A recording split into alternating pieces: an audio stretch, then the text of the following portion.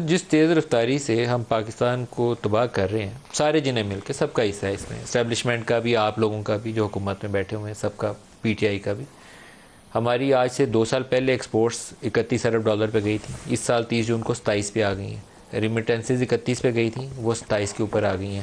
روپیہ آپ کو جب 10 اپریل کو حکومت ملی اس دن 189 پہ تھا، 10 روپیہ اس دن گرا تھا لیکن 189 پہ آپ کو ملا تھا، آج 300 روپیہ کے قریب پھر رہا ہے۔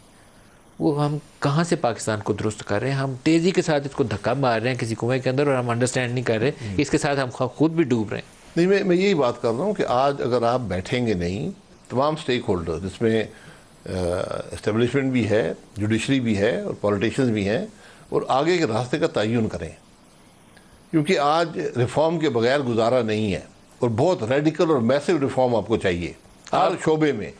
آپ کو اگر کیئر ٹیکر پرائم منسٹر کے طور پر آفر ہو تو قبول کریں؟ نہیں، کیئر ٹیکر سے میرا کیا تعلق ہے؟ دیکھیں، یہ فیصلہ لیڈر آف دی ہاؤس اور لیڈر آف دی اپوزیشن کریں گے، اگر آپ کو آفر اور اگر یہ ایکسٹینڈ ہوتے ہیں الیکشنز، جو کہ آپ کہہ رہے ہیں، میں تو امید کرتا ہوں کہ نہیں ہوں گے، یہ 3 مہینے جو ہیں اس کے اندر الیکشن ہو جائیں، تو پھر معاملہ آگے مشکل ہوگا۔ آپ کو اگر آفر کری جائے تو قبول کریں گے؟ دیکھیں، آفر اگر میری جماعت کہتی ہے تو میں اس کو قبول کر سکتا ہوں، لیکن میں کم از کم اس کا امیدوار نہیں ہوں۔ لیکن جماعت آفر کرے پھر قبول کر لیں گے؟ جی، جماعت اگر کہتی ہے کہ آپ نے یہ کام کرنا ہے، دیکھیں مقصد، میں کہہ رہا ہوں ہر چیز کا مقصد ہونا چاہیے۔ کچھ کڑوی گولیاں ہیں جو نگلنی پڑیں گی۔ جو کام آپ کے پی ڈی ایم نہیں کر سکی، جو فنڈامنٹل ریفارم صحیح تھیں، پرائیویٹائزیشن کا رستہ کھولنا چاہیے تھا، لاس میکنگ جو پبلک سیکٹر اینٹیٹیز ہیں اس کا وہ جو چور دروازہ ہے اس کو بند کرنے کی ضرورت تھی، وہ شاید کیئر ٹیکر کو کرنا پڑے۔ دیکھیں، کیئر ٹیکر کو اگر یہ مینڈیٹ ہو کہ وہ یہ چیزیں کر دے، تو وہ کم از کم جو راستے کے تعین کی میں بات کر رہا ہوں، یہ کام وہ کر سکتا ہے، چاہے وہ 3 مہینے کا ہی ہو۔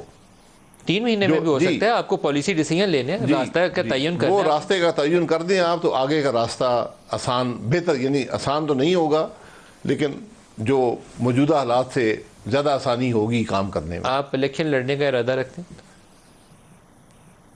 یہ حلقے کے عوام فیصلہ کرتے ہیں، میں ذاتی طور پہ اس وقت قائل نہیں ہوں الیکشن کا۔ آپ ذاتی طور پر میں نے پہلے بھی کہا ہے کہ چونکہ ہم نے آگے کے راستے کا تعین نہیں کیا، الیکشن بے مقصد ہو گئے، الیکشن کسی چیز کا حل نہیں دیں گے، تو آپ حصہ لینے کا ارادہ نہیں رکھتے؟ میں دیکھیں، یہ مجھے 35 سال سیاست میں ہو گئے، ایک حلقہ ہے، ایک تعلق ہے، ایک جماعت ہے، یہ ان چیزوں کا فیصلہ، ان کا دباؤ ہوتا ہے، ان کی ضرورت ہوتی ہے، ان کی ایک سوچ ہوتی ہے، تو اس کی نفی کرنا مشکل کام ہوتا ہے، لیکن میں کم از کم اپنا مقدمہ ان کے پاس ضرور لے کر جاؤں گا جب ایسے حالات ہوئے تو۔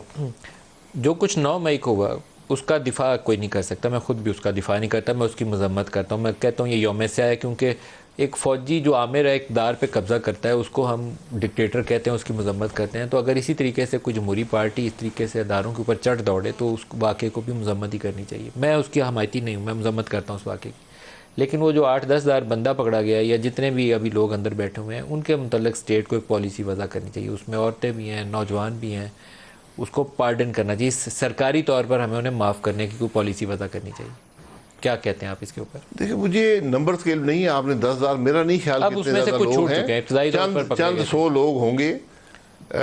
دیکھیں، میں اس کے بارے میں میرا موقف بڑا شروع پہلے دن سے واضح ہے، اگر آپ نے قانون توڑا ہے تو پھر آپ کو جواب دینا پڑے گا، اور اگر حکومت آپ کو پروسیکیوٹ نہ کر سکے تو حکومت کی ناکامی ہے، کیونکہ پھر آپ نے ایک کھلا مینڈیٹ دے دیا کہ کل جو مرضی کرو، اور یہ سب معاملات پیدا ہوئے ہیں جو آپ نے زمان پارک میں جب پولیس پر حملے ہوئے، آپ نے کچھ نہیں کیا، آپ نے کوئی شخص پکڑا نہیں، پولیس پر قاتلانہ حملہ ہوا، آپ کی اس کی ویڈیو موجود ہے کہ پٹرول بم مارا گیا، بڑی مشکل سے وہ جو بیچارے پولیس کے سپاہی تھے وہ بچے، تو آپ نے کچھ نہیں کیا۔ قابل مذمت فیل ہے نا۔ اس کے بعد پھر یہ سب کو شے مل گئی، بس ٹھیک ہے جو مرضی کرو، یا پوچھنے والا کوئی نہیں ہے۔ دیکھیں، کورٹ مارٹر ہاؤس، جی ایچ کیو یا ایئر بیسز کے اوپر حملے یا ایس آئی کے آفیسز پہ حملے، وہ قابل مذمت ہیں۔ آپ مذمت نہیں ہے، وہ قابل تعزیر ہے، آپ نے ان کو پروسیکیوٹ کرنا ہے، یہ قانون ہے ملک کا۔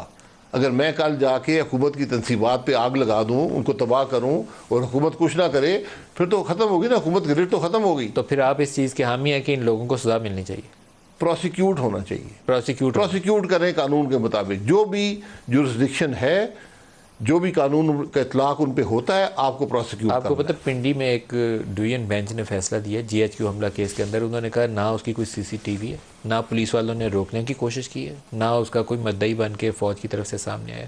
تو اس کے بعد اس کیس کی اہمیت اتنی رہ نہیں جاتی جب اسے ڈویژن بینچ کے فیصلے کو سامنے رکے.